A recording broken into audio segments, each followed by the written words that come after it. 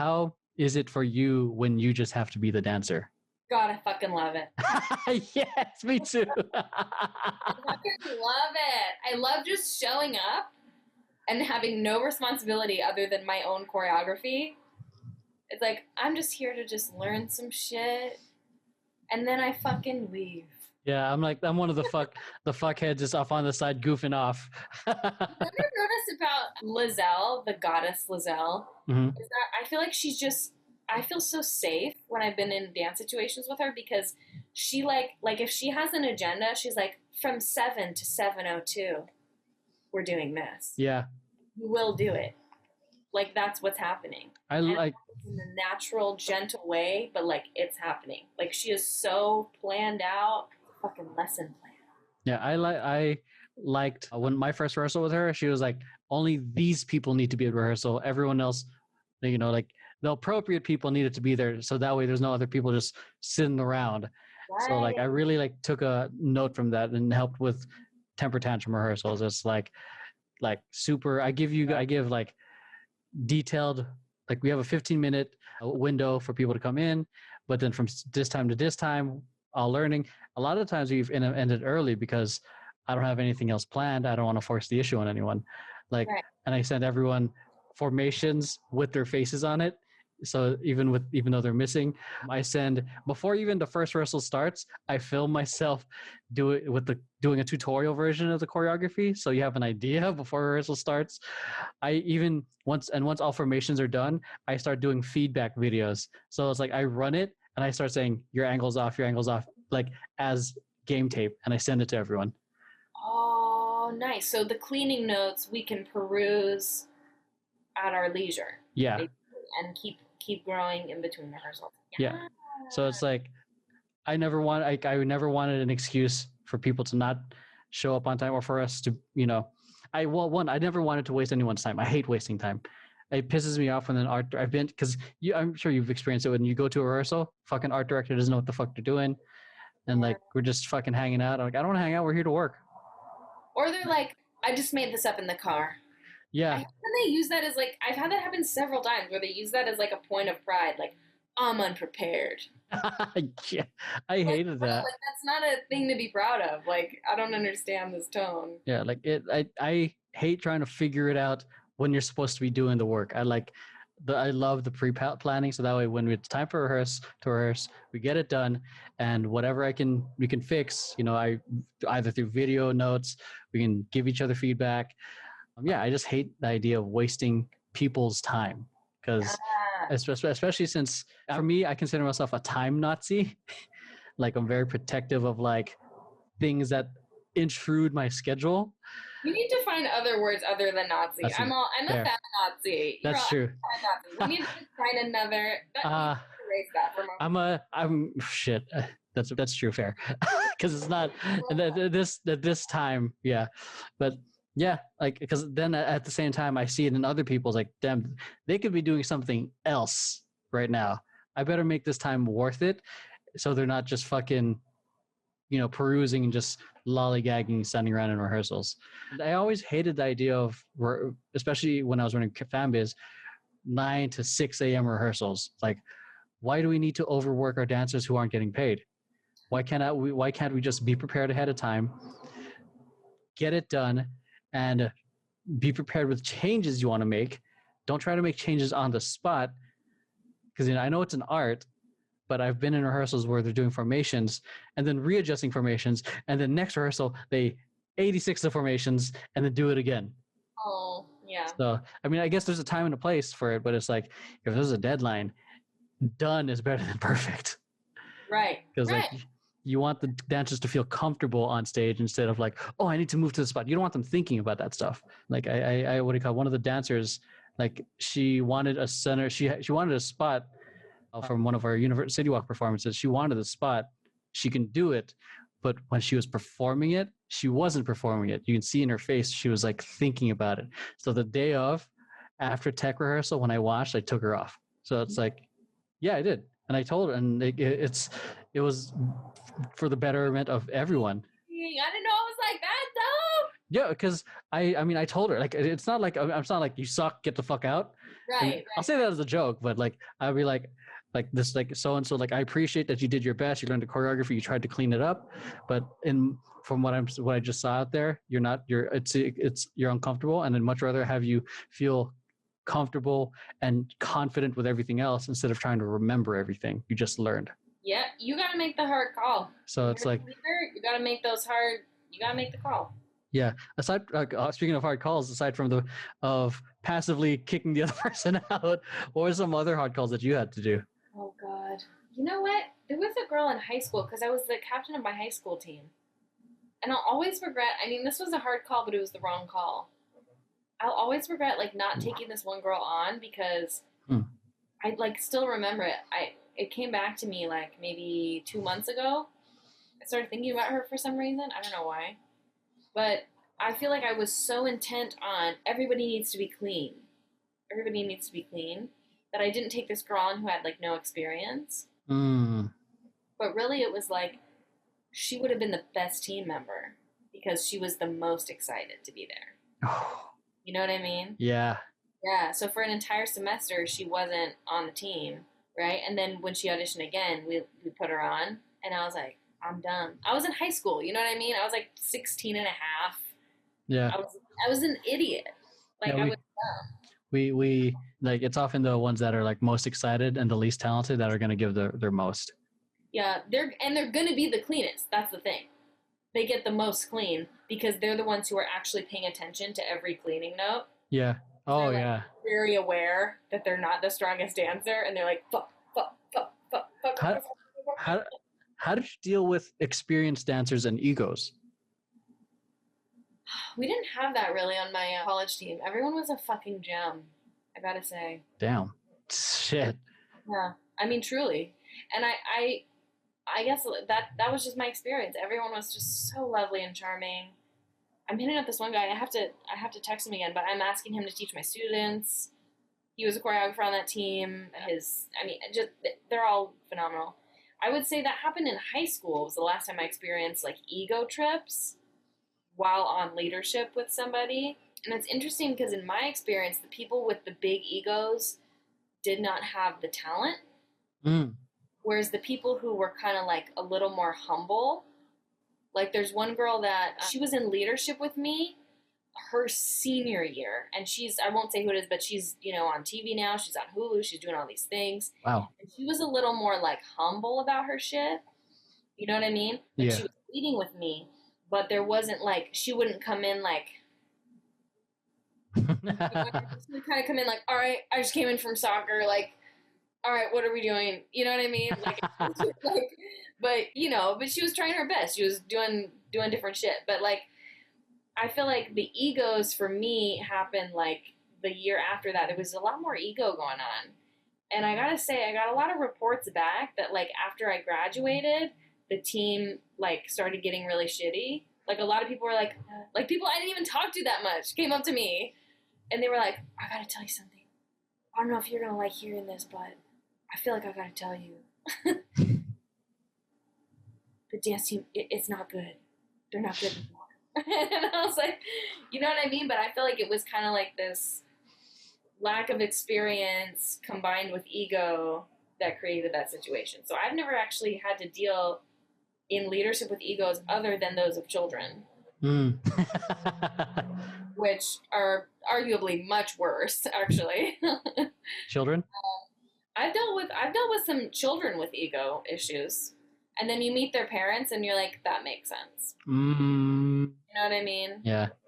Yeah. So I've had to deal with more that kind of shit, like parents with egos or children who have a lot of egos, but I don't really invite those people on my team.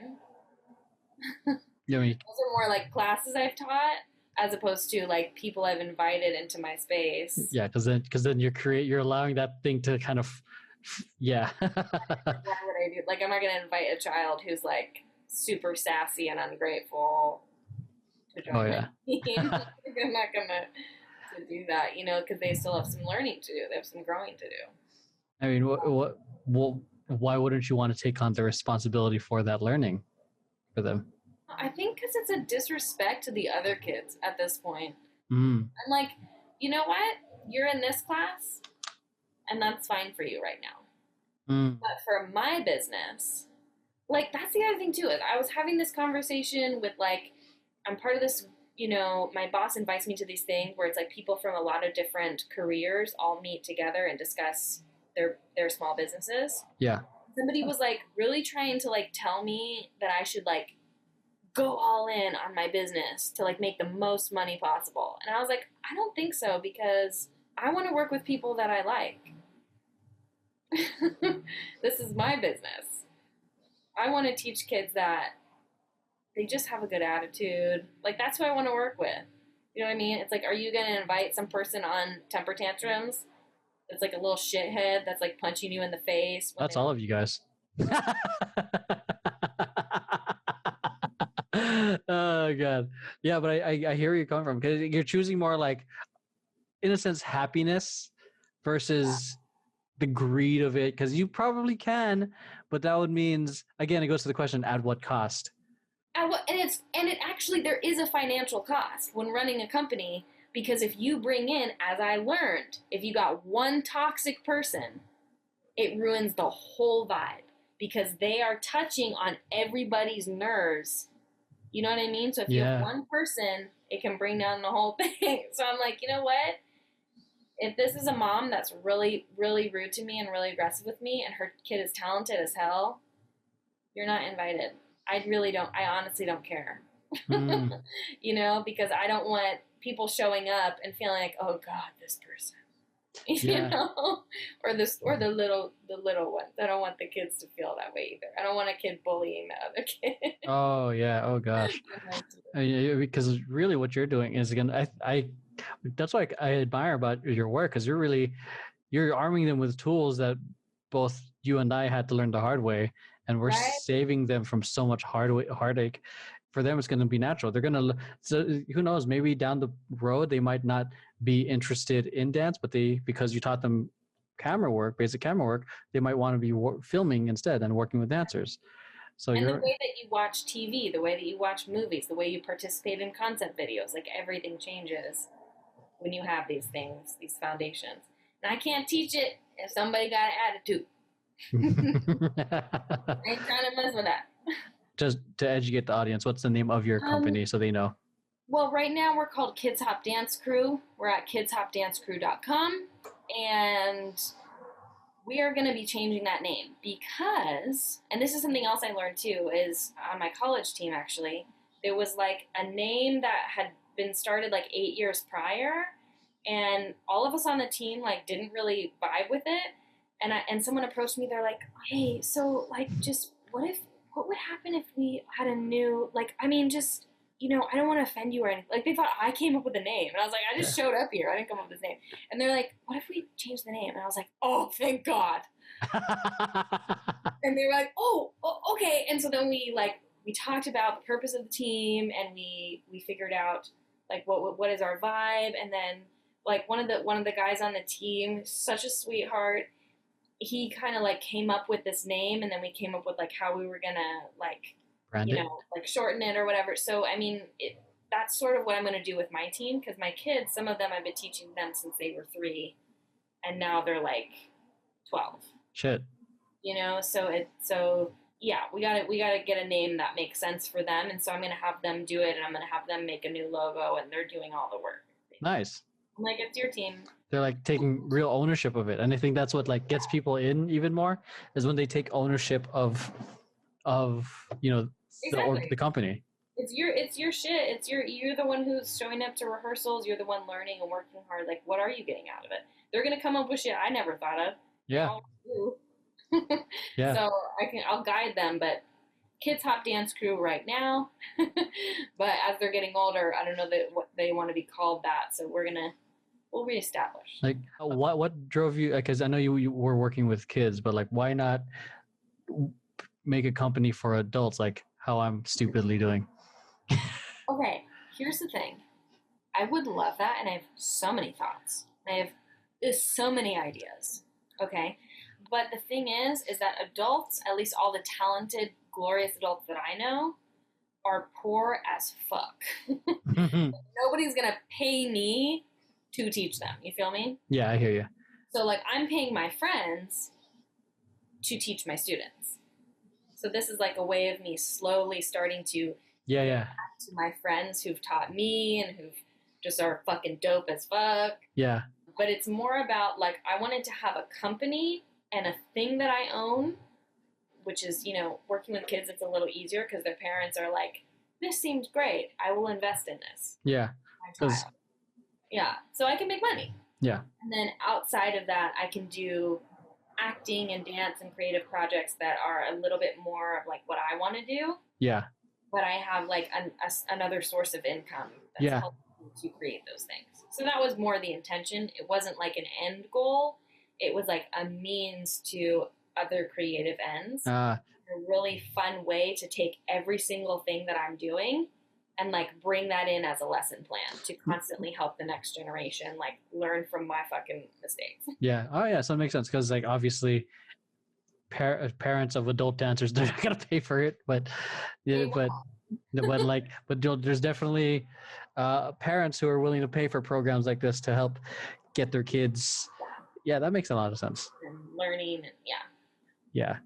Okay, that makes yeah, because in my head, like when the beginning of this year, I'm like how do we just not make it for fun? How do we start earning other ways of doing it? So it's just like obviously you see me like I'm trying to do a million different ways for us. Like I feel like that's like it's wise and it makes sense. Because I appreciate that. Because half the time I'm like, I hope they're enjoying what we're doing at least. I definitely get what you're doing, and it makes a lot of sense. And I love like your authenticity, and I love how in our very first meeting, I hope it's okay to say on this, but I mean you can edit if it's not, but I love that in the first meeting you like talked about money, and you had like done research, and you were like, it's hard to make money. You were like, it takes this many years to even have a hope of people paying us to do the things that we do. But here's why I think we have a shot. And here's what I'm going to do for you guys to see if we can make that happen. It was like, so this. You know what I mean? Yeah. It wasn't like, you better be grateful to me because I'm giving you an opportunity. You know what I mean? Like, it's definitely a vibe like I can get behind.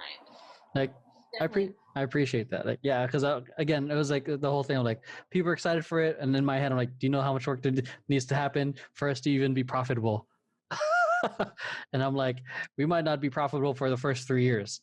So because like that's how things work. Yeah. So like, that's how things work. That's why I'm still trying to make us create stuff despite the pandemic, because ultimately I think people will buy personalities and then buy into the whole company. Because I think who's doing it? Condé? No, was it Bon Appetit? They were doing that. Like it's a what do you call it? YouTube show with the cooking and all that stuff. They were selling personalities that they can get around. Like if you look at Friends, like people love that because everyone had such a unique personality, so to speak. Right. And that's what I'm trying to angle us with the podcast, the reaction videos, and then with the dance videos, here's an angle of how we can potentially present a problem in our voice or how we can dance with a product, which is the whole here's a thing. Like it's for us to share something personal and whatever that may look like. But to me, it's a way for us to show that we can dance with the product. So things I love about that. You're like fully embracing our ability to create our own shit. Yeah. You're giving like respect to the creativity of your people, which I love. 2, there's like a business like purpose behind it. And then 3, I have a thing that I came up with that the here's the thing would be my friend's brand that he started. Oh. So that's going to be my thing, I think. Yeah. Yeah. So I think that'll be a little more like on the nose of what you're trying to say to potential people who might pay us money. Yeah. Because I had like a bunch of ideas that were like comedic and insane. But I feel like that's something that I'm like, okay, I'm tired as fuck in this pandemic. There is no time or space. What is a thing that makes sense? So I think that's the thing that like makes sense to do. Sick. Yeah. As long as like whatever you feel good about, and that's all that matters to me, as long as you enjoy it. Because it's different when I say, here's the concept, you have to do what I'm saying. Like now it's like, here's the idea, here, see how you guys interpret it. Right. So, and I'm trying to like make it not so corny, or try to, I don't know, like for me, I hate one trick ponies. Like it has to serve multi purposes, like, which is this podcast. Not just a podcast, it's going to be mini episodes, it's going to be TikTok videos, it's going to be Instagram posts. So it's going to be and it's going to be something that helps someone in their own journey. Yeah. So it's like yeah, coconut oil. You can use coconut oil for anything. Yeah, pretty much. All right, cool. So let's go into the rapid fire segment. You ready? So continue. Give you 10 questions, and yeah, you're ready. Okay.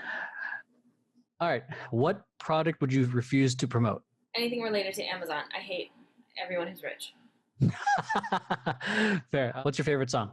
Get Your Freak On, Missy Elliott. Favorite. Okay. What annoys you? People. Oh my god.